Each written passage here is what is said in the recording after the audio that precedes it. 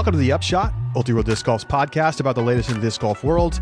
I'm the editor, Charlie Eisenhood. Joining me is Josh Mansfield. We got a special edition of the show today. We're going to be talking with Gannon Buhr, who just signed a 3-year deal with Discmania. Josh, even though we knew it was coming, it wasn't confirmed, and now it is. And now we get a chance to hear what Gannon has to say about this new deal and leaving Prodigy and everything else. It's one of those situations where it's not breaking news, but like you said, hearing it from the words of the pro and the process and the description, I think is just such an important part of understanding how these contract negotiations take place. These are some of my favorite interviews. I think we get a lot of insight into manufacturers, players, their priorities, preferences, and the landscape of the professional scene. So really excited to talk to Gannon as well. Looking forward to it. We're going to jump right in. Gannon Buhr joins us next right here on The Upshot.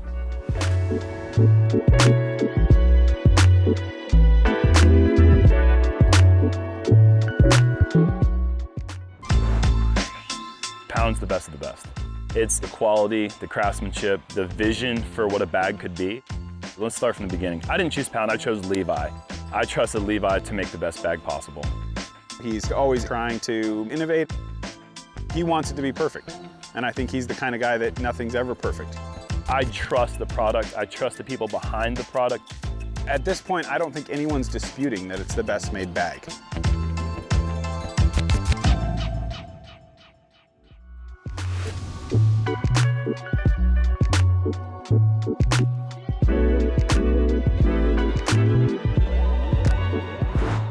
Joining us now on the Upshot is the newest member of Team Discmania, Gannon Buhr.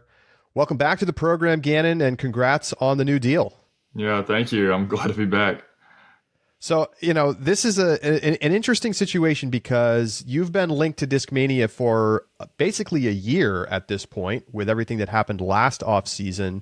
And now eventually you do land there on this 3-year deal.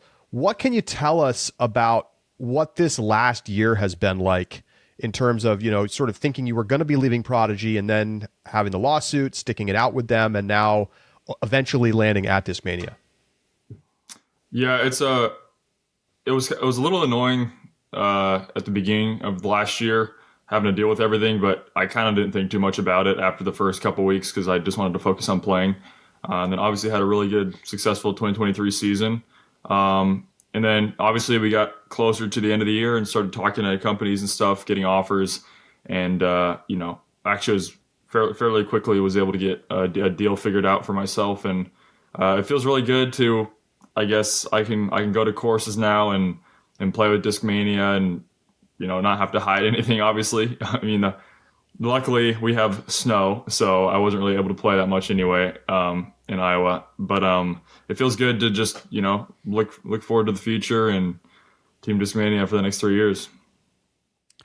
Before Josh jumps in, I want to ask you. I heard a rumor that you were close to a deal with another company, and then Discmania came in over the top and improved the offer so that you ended up with Discmania. Is that true?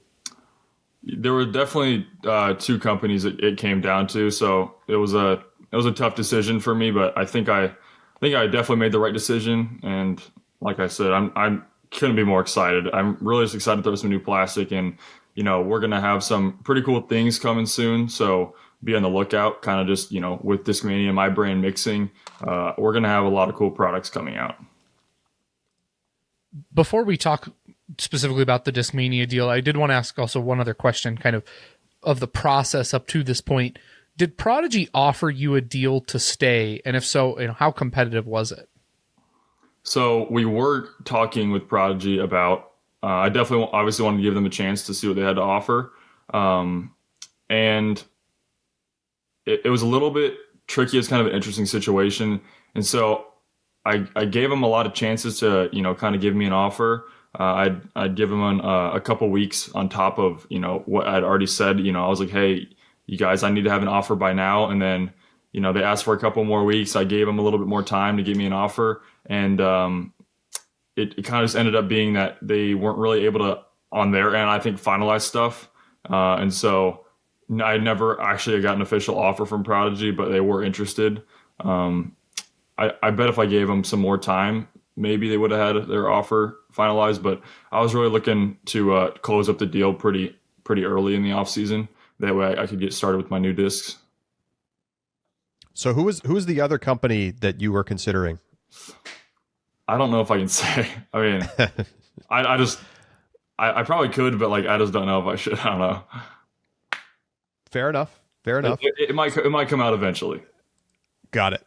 So, can you tell us anything about the financial terms of this deal, or what's in this deal? Like, how much you're making? Are you going to get your own line of discs? You know, we hear a lot of these things in various contracts these days. So, you know, what mattered to you, and what did you end up getting? So the money part of my deal will not be public, but like I guess I can say, you know, it's a 3-year deal, obviously, and you know, you've seen with Discmania in the past do creator series discs, so working with the player to kind of see what kind of disc they want to make, and so it's a brand new mold. Like Kyle Klein has the Vanguard. It's a brand new fairway driver that he wanted because he felt like, you know, there was a slot missing there. And so you're going to see a couple of those from me soon, hopefully. And there's definitely a couple of things that I don't think they haven't been announced yet, but I think they're going to be very interesting and it's going to be very cool. I'm excited to see how they work out. In terms of not getting into necessarily financial specifics, but is this a deal that has a higher base contract? Is that what you're looking for? Or is it more incentive laden based on performances? What's kind of the nature if you can tell us in that aspect? Yeah. For myself, when I'm looking for a contract, I want a guaranteed base salary and good bonus structure. Because for me, that way I don't have to worry too much about, having to, think about really how many discs I sell. Obviously, I'm going to try to do my best because that's my job as being part of the company now, is I want to push the product as much as possible because that can only help me no matter what. And, I look for, like I said, those two things are my main two things I look for. And I'm very satisfied with what the offer I got. So how did you end up on a 3-year deal? We were talking earlier in the show yesterday about this because most of the, top level pros have been signing 4, 5, even 10-year deals. So why 3, and how did that end up coming to pass? I think obviously a lot of it has to do with my age and kind of where I'm at in the game. It was a mutual decision for 3 years. I think we both kind of thought that was a really good number because, 2 years, it's kind of hard to really, do those creator series type discs and build a brand through a player. 3 years, it gives you the extra year to, you have all that product you can still promote. And 4 years felt a little bit too long for me. And I wasn't even really considering the higher end numbers just because, if you're someone in Simon or Paul's position where you're 30 years old and, you're technically past your athletic prime, it makes sense for them to take advantage and get that money locked up for them. But for me, it doesn't make sense. Obviously, I'm not going to get offered their type of money yet. So that's another reason it just didn't make sense for me to sign anything longer than 3 years. And obviously, if everything's going good with Discmania after 3 years, I'll be like, well, there'd be no problem in re-signing for more years. And so it just gives me freedom. I'm not going to be locked up to anything past those 3 years. I think it's a good amount of time. It's gonna probably feel like a long time, especially, I've only been on tour 2.5, 3 years now. So I'm basically doubling that with Discmania, and it's gonna feel like a long time. Who knows what can happen? Maybe I'll win a couple majors. Obviously looking for some US or world titles in the next couple of years, but I think if I have a successful next couple seasons and, get my social media up, which I've been doing a little bit better, I feel like, and being connected with my audience, and I think it's going to be a good 3 years. And I think I can, maybe grow my value even more after the 3 years. How does the deal you signed with Discmania now compare to the one that Discmania offered you last off season? I'm not going to say anything about that. Fair enough. Yeah. There was litigation about that topic, I suppose. Yeah, I will say it's like there's some things that I just really won't be able to speak on. So go ahead and keep asking because there might be something I can, but just that topic's a little sensitive. You just dropped an in the bag. We've already got the preseason in the bag. A lot of speculation about kind of which discs you have. I got a couple questions about this. One, did Eagle give you any of his discs, as he, of course, now is departing? Well, he didn't give me any, but I did buy some from him. Okay. So, so I have a lot of Eagles gems basically. When I flew out to Colorado to go film promo, we actually stopped by Eagles' house, and I was able to hand pick a lot of stuff. And so I got stuff that like I knew I was going to throw. It was mostly the old stuff, but it was also a mix of the new stuff. That there's some money runs with the new stuff as well. So I choose those, and yeah, I'm really excited to throw some new drivers and fairway drivers these next couple of years. I feel like in the past it's I definitely haven't had. I feel like a solid fairway driver lineup for myself. And, you watch Calvin and Eagle and Simon even, and they're throwing fairway drivers on a lot of the tee shots where I'm throwing either a hard mid or a soft driver. And I've kind of had that, that weird space where I've been trying to kind of figure out, it makes it a lot more difficult to have to touch up a driver from 410 feet instead of throwing a fairway hard. And so I think, obviously I gained a lot of slots with my new bag. I'll probably lose a couple, but I think I'm going to gain more than I'll lose. Any specific discs you want to shout out that you got from Eagle? There was a couple like pretty cool, I guess you could say, like, collector items. And so like if you're like an OG Eagle fan, which I've been an Eagle fan that kind of ties into my Discmania history almost. Eagle and Simon, obviously Will Schuster was my favorite player growing up, but Eagle and Simon were my next two. And obviously they were in Team Discmania. And there was a couple from Eagles vlogs that he used to do when he was about my age. And now I am in possession of those discs. And there's a lot of people that are wanting them because they play a history in the vlog history, I guess. So it's pretty cool to have them. And, I don't buy any discs to collect really. There's maybe a couple that if they're brand new, I won't throw them. But I'd say 99% of my discs I buy it to only throw because I want to use them for tools. Even if they have a lot of value, they have history, I still want to throw them because I want to play my best. All right, so then the last question on this topic is, how many of the discs in your bag right now are Innova-made Discmania? Yeah, I'd say for now, like what I'm testing out, it's probably half and half. Right now, I'm really enjoying the Discmania made putters and mid ranges. I think they're really, really good, and even the fairways. The FD1 is one of my favorite fairways of all time. Honestly, it's that like kind of 7-speed disc, but can handle all the torque you want. It's not like it kind of flies weird because you can throw it out there flat with a ton of power. It's not going to flip, but it also doesn't fade very hard, so you can kind of get those laser beam flights. And that's the new, obviously, Discmania made FD1. And all, like, you can literally go to any store anywhere and get any good C-Line FD, and they're all going to be really good.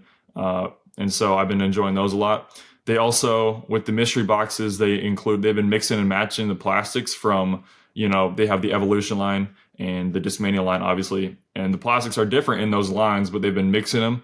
And so the Instinct is now made in C-Line plastic, which is my favorite plastic from Discmania. It's really durable, and I like how stiff it is too. And so the Instinct in C-Line is really good as well. It's kind of my like slow flipping and hold the entire way fairway driver. And so those are good. And then obviously I'm going to be bagging some Innova stuff. There's a couple runs right now that we're going to do our best to make as close as we can in the new Discmania made stuff. That way we can, obviously move toward that. But I'm going to be bagging a couple older PD2s for now. Obviously, the PD2 just came out in the mystery boxes. And so as there's, more runs of that and more plastics, I'll probably, switch over to those fairly soon. But for now, I have a couple old drivers in my bag, a couple old fairways. And pretty much the mids and putters, I'm all Discmania made right now because I think they're slightly better. You're the first big name pro to switch over into a House of Discs conglomerate group.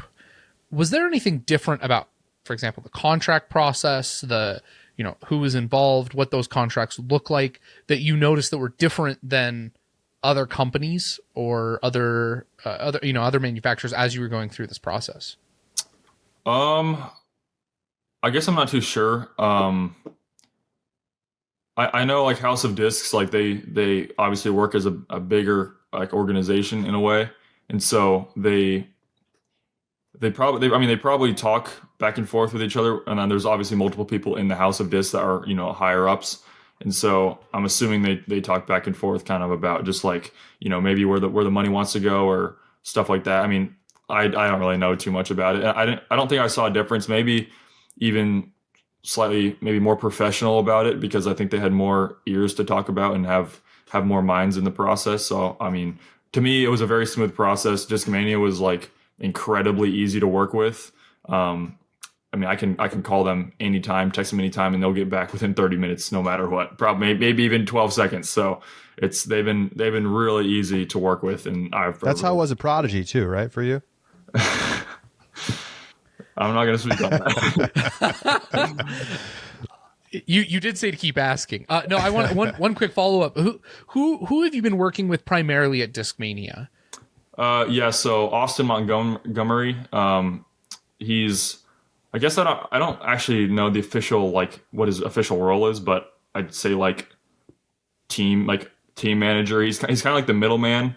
Like the higher ups will tell him maybe what the offer will be, and then he'll kind of get it over to me. But he's also just he's pretty all around. And he's like one of my favorite people ever. He's super funny. He's, and I think what made the process easy is he was like, in a way, it felt like I was talking to a friend through the whole process. So it was easy to be honest.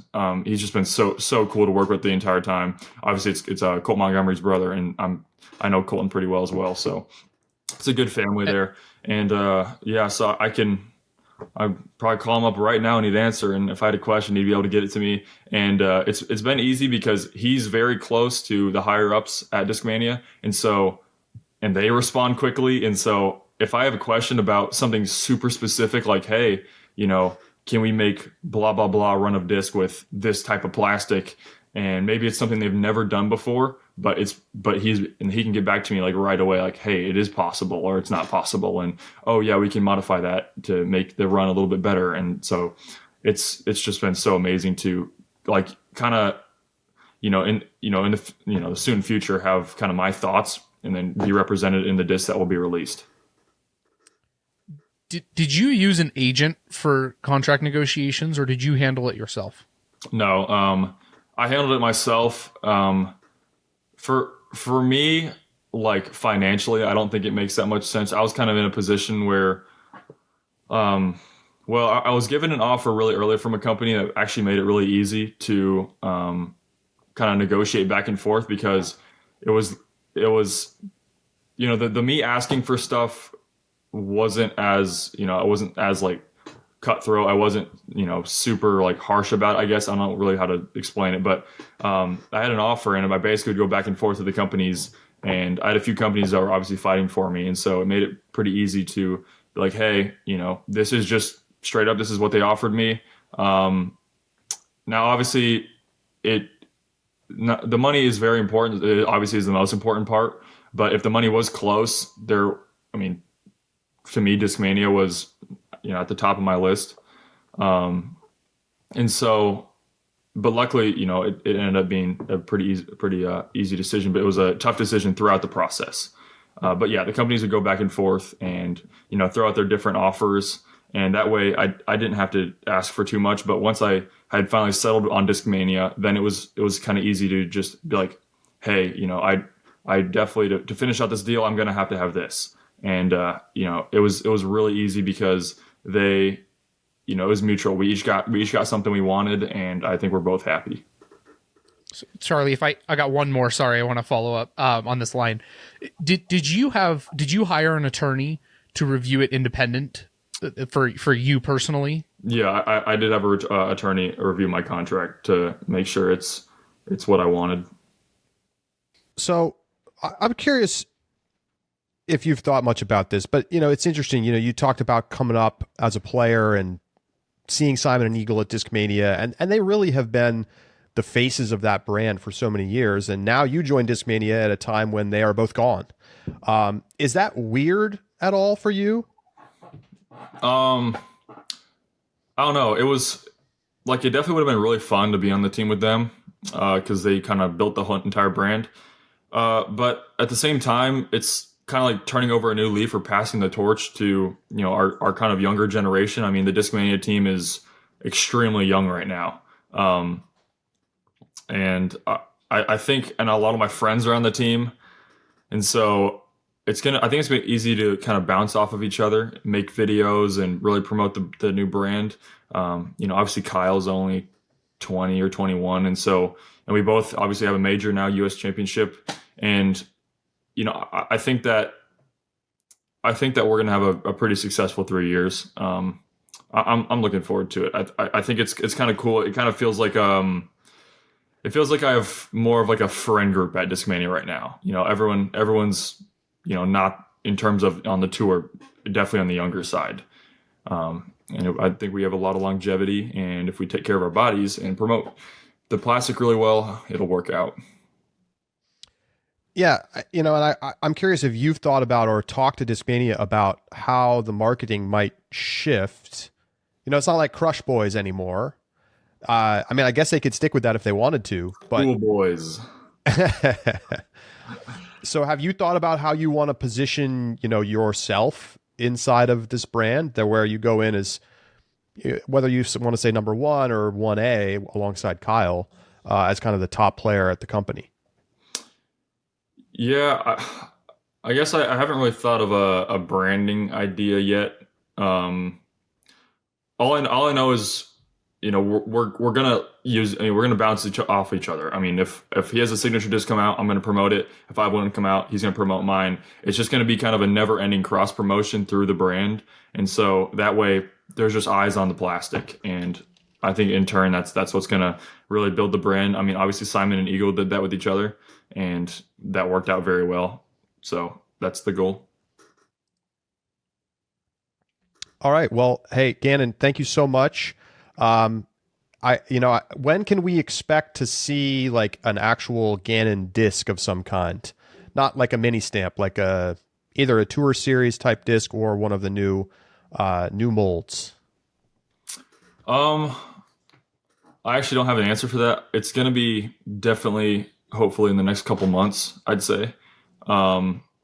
We're working right now on, prototyping some stuff, and then also working on my tour series disc. And my idea for the tour series disc is going to be I believe a really cool blend of plastic. So I'm hoping the prototypes come out really good. I think they're being tested very soon, and so I'll have them, and if they're good, then we can start the process, and it'll happen even quicker. But yeah, we're definitely working right now on getting some molds and some discs out there for the people.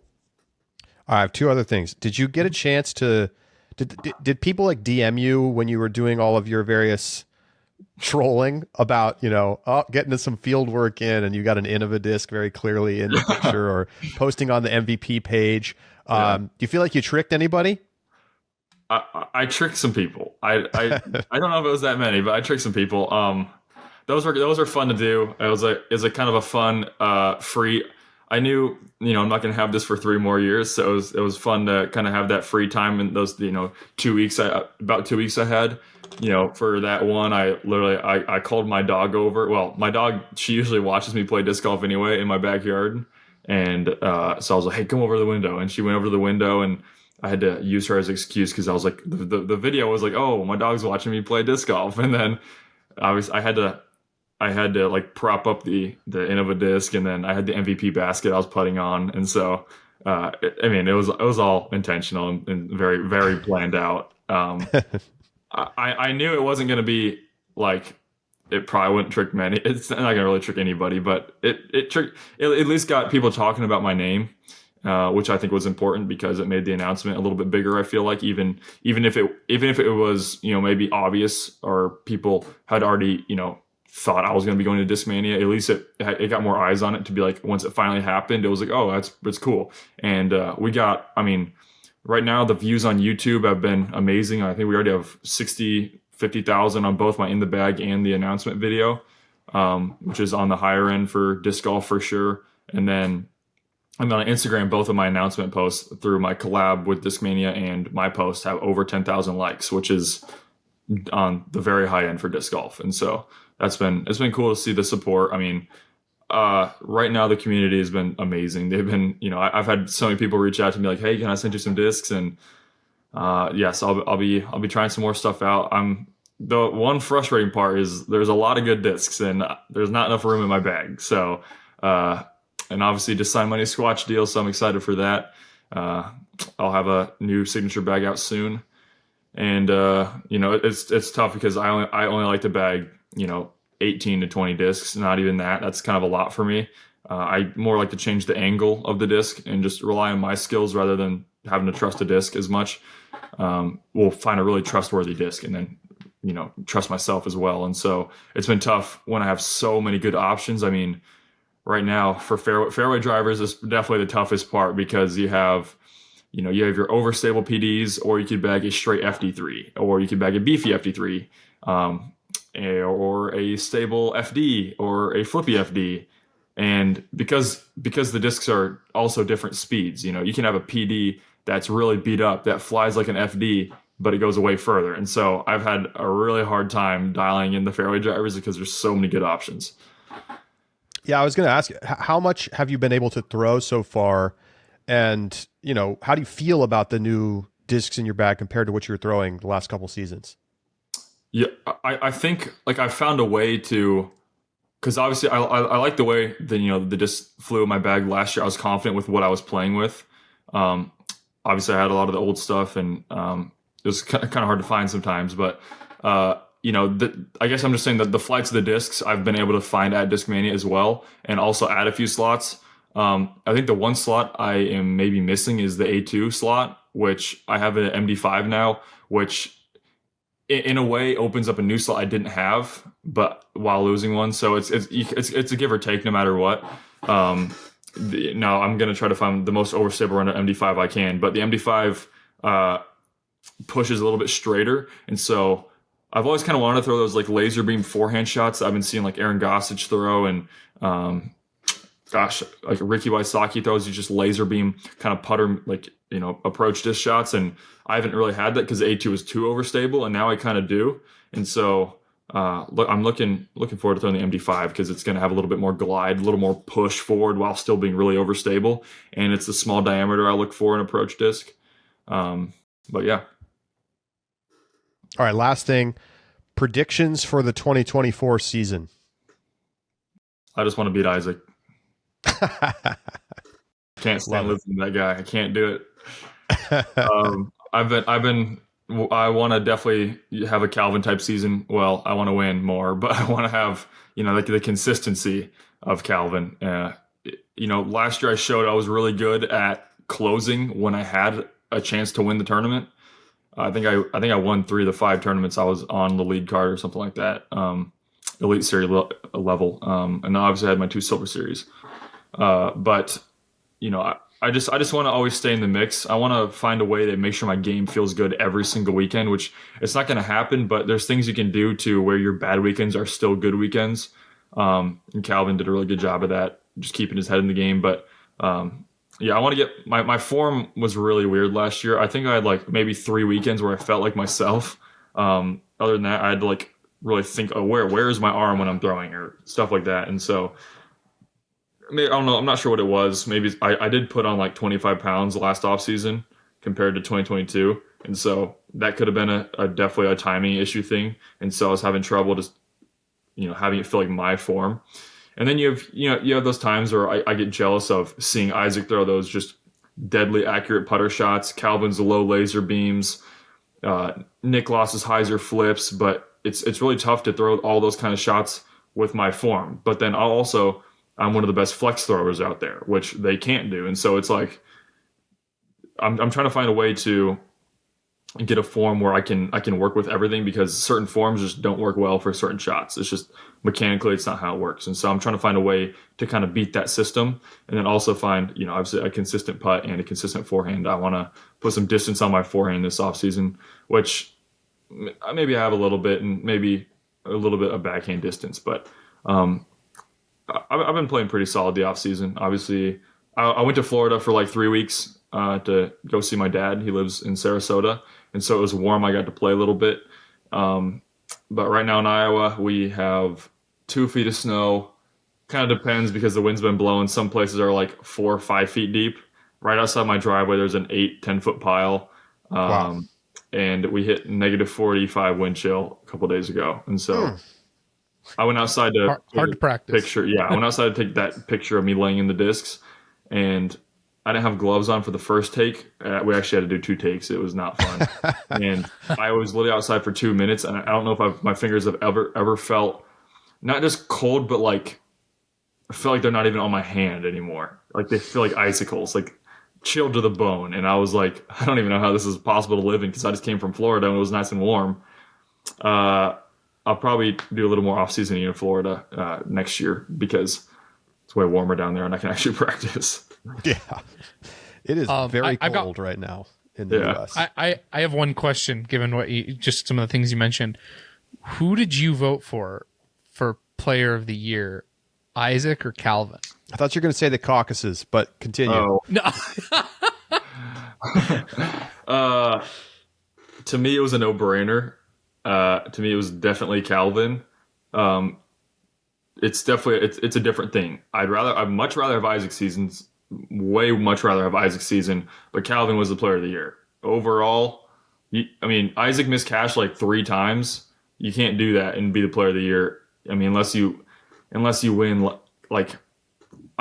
It's a tough argument, but nobody ever in the new age of disc golf has done what Calvin did, and it's actually unbelievable. If you look at the stats, the overall stats of how much he destroyed everybody, second place even, wasn't even close.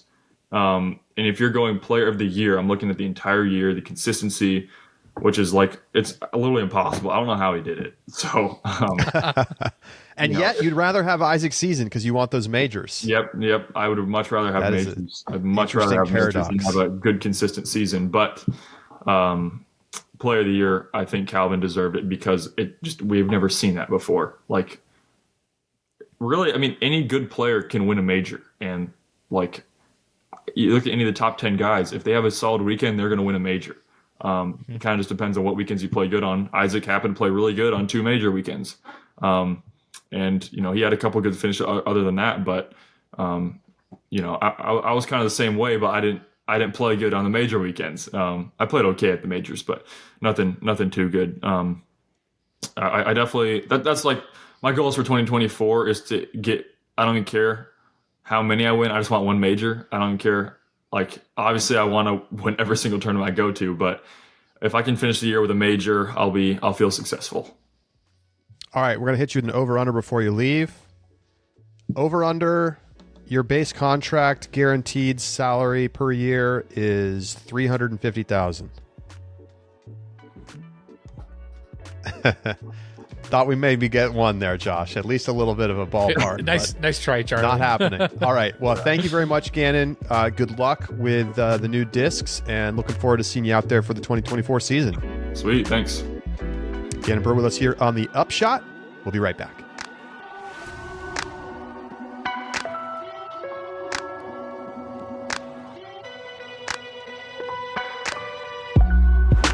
Welcome back to the Upshot.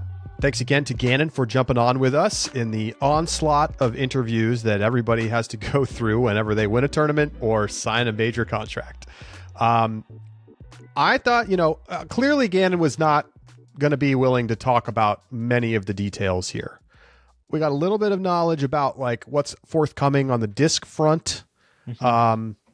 I do think it would be wise for Discmania to perhaps consider more than just giving a player a mold and thinking more along the lines of a lineup of discs that people can get excited about, a la Macbeth and Simon. Maybe these players don't quite raise to that level yet, Josh, but I feel like Discmania has been doing the kind of like tour series-y type drops as the primary thing. Maybe there's not really a distinction there, but it feels different to me when it's a stamp versus a disc, like a mold. Well, and he said that, so Kyle did the Vanguard, which is a unique mold. And I think like Eagle's Rainmaker was unique, but I thought the Cloudbreaker is just a DD3. So the Creator series is, you know, Gannon said that as if it was to clarify, like, oh, this is exactly what it's going to be. It didn't clarify to me because it's never been terribly clear to me what that series is meant to represent, because, you know, Simon's Skyrider is a PD2 and I don't know. So I think I agree. I think making just a Gannon line of discs would clarify the whole process. It would create the anticipation, right? Think about Simon when he gets the driver first and then everybody's been anticipating the putter, and that kind of hype and the continuation of an entire series is something that helps build and drive momentum on its own. That I just don't think Discmania has right now in those releases. So I completely agree. The other thing I remarked is we're talking about discs here. Brian Earhart said this on the show that you guys did, and I think Brian is also one of the best at the game in this, but listening to Gannon talk about discs and actually playing disc golf really is a treat. And him, more so than even some other pros, just have such an analytical approach to the game in a way that I really think breaks it down and makes it very interesting. When he talks about the types of shots he wants to throw and excels at, and how his form isn't compatible with, for example, Simon's shots or, you know, whoever else. I love that. And I think that's really fascinating. And something that I've always appreciated when we get to talk to Gannon, that I know that Brian highlights as well, and because I think he really is a scholar of the game as well. Yeah, it is interesting. I find Gannon the most compelling when we're talking about Frisbees and like performance on the course. I thought that was, for me, easily the strongest part of the interview, because a lot of the rest of it was like him not being willing to answer the questions, which, you know, I get it. Like, it is what it is. I personally still feel that companies should be more willing to be forthcoming about these contracts. Like, who is harmed? I ultimately, I still think the companies feel like it would like be negative for their leverage in negotiations with players if more contracts were made public.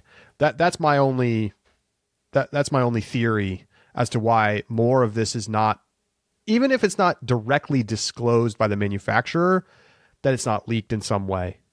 There's nothing wrong with that, you know. Like, right. We know Simon's details of his contract, and that was never released by MVP, and that's because like it was reported on Ulti World Disc Golf, and like that has value. It shows what Simon is worth. It shows that MVP was very serious about signing a big player, and like there were people very upset that stuff was released, but I don't understand why, to be honest. It also, the other thing to highlight there that you mentioned, I just I don't believe for a second that pros have not shared this information with each other.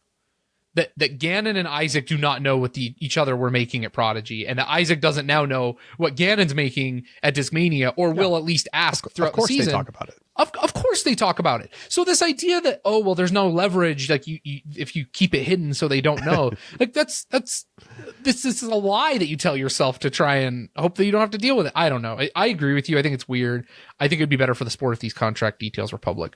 What did you think of? I found Gannon's approach to obtaining said contract with Discmania reminiscent of the way contracts used to be obtained. And I'm sure it was more, obviously more than just a handshake agreement, but, no agent, just I got an offer. I went to Discmania. I told him kind of what I wanted, but my heart always was with Discmania. It felt very reminiscent of like the pre-COVID contracts, more so than the business transactions we're used to these days.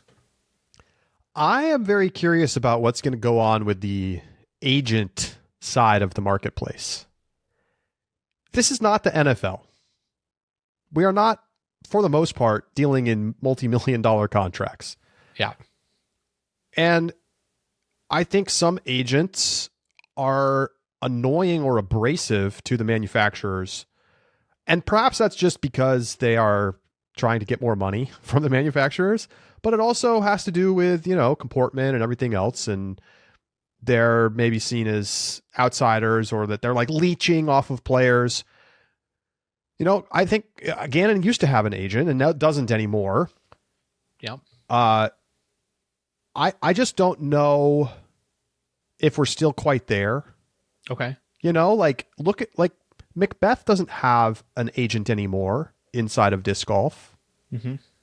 And so like having this big boom of agencies happen during the COVID boom makes sense. And are we now going to see that maybe filter out a little bit? I do think there are players who need, you know, a manager and perhaps even an agent. Like they really just aren't interested in being directly involved in the process. But I think that Gannon probably had a pretty good sense of what he was worth and just went out and tried to get what he was worth. And if he had a good offer in hand, it's pretty, you know, if you're getting bids from multiple people, it's not that hard to just run the bids off of each other until you get the maximum auction, essentially. Right. I read an article online a while ago about someone who purchased a new car completely over the internet, simply emailing dealerships back and forth with the offer from the other dealership until they got the lowest possible price that they were willing to pay, and then they paid the price, versus going to the dealership and getting hustled by the salespeople and blah, blah, blah. I don't know. I've never bought a new car. I've lived in New York City a long time. I haven't needed a car much. But I think it's a similar thing where like if you got an offer in hand and you're like, I want X, they're willing to pay me X minus 100,000. I want X, and you know, take it or leave it. And then you go back to the other one. You say, well, hey, Discmania offered me this. Who do you think the other company was, by the way? Man, I the more I thought about it, the more I liked your Innova take. So I think it was Innova. Yeah. An because early I don't offer, it makes sense. Yeah. The offer, and then the other thing with that too is like if Latitude wanted Gannon, they would have had him because House of Discs, money. I don't see any reason why that makes no sense. There would be makes no internal, sense. So it's not inside House of Discs. I highly doubt MVP was like, let's try and steal Gannon and Eagle. So Innova or Discraft, and you know, I think Discraft has a lot of young talent, and like Anthony Barella and on the FPO side as well, like a very well-rounded team with Chris Dickerson, Macbeth, right? I was on the older side. Innova makes the most sense to me. Yeah, it's going to be a really interesting next couple of years. You know, who can really establish themselves as the next face of disc golf? Are we still going to be in the Calvin, Eagle, Paul, Ricky era, and Gannon? I guess you throw in that mix. It's very flat right now in a way. It is. Let me ask you one question that I want to follow up on. Macbeth interviews 10 years ago or 7 years, like, you know, before let's say before the Discraft deal, the first Discraft deal.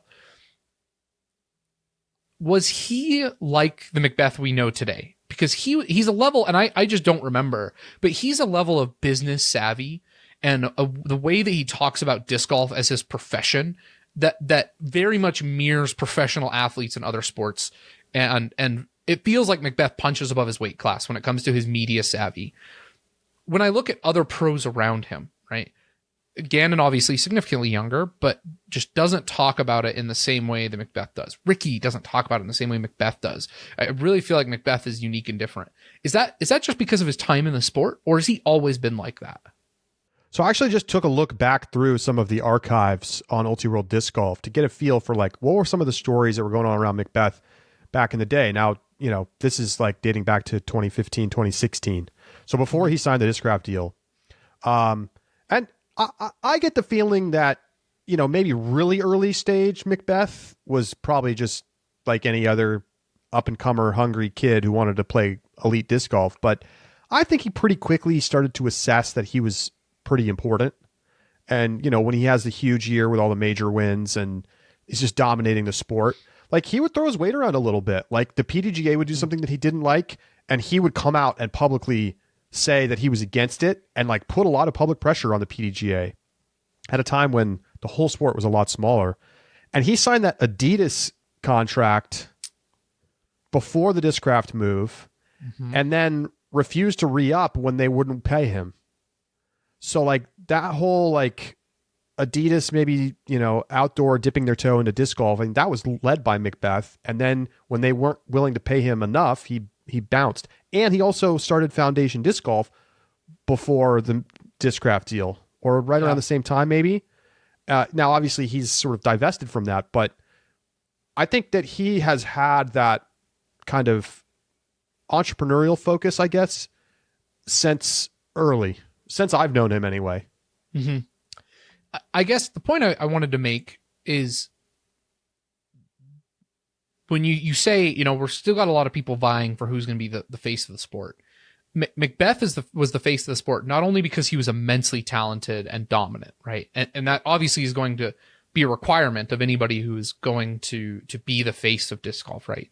But it is a capacity to, and that kind of his understanding of the bigger side of disc golf, the disc golf ecosystem, the business side, the sponsorships, its interaction with governing bodies, that displays a level of control and understanding that Macbeth, I think, stands above in, and whoever is going to want to kind of rise to that same level has to develop those same skills. And I think there are a lot of players who have the possibility to do that in terms of the talent side, but I think they have to develop the off-course side as well with an ability and understanding to speak to it that Macbeth does, and in the way that Macbeth does. Well, it's going to be really interesting to see how it plays out. Let us know your thoughts on Gannon's new deal, the Eagle deal, anything we've seen in this offseason. Find us at upshot@ultiworld.com. We also hope you join us as a subscriber, discgolf.ultiworld.com/subscribe, and get access to all of our Inside the Circle bonus segments and more. So that is going to do it for today's show. Thank you so much for tuning in. For Josh, I'm Charlie. We'll talk to you next week.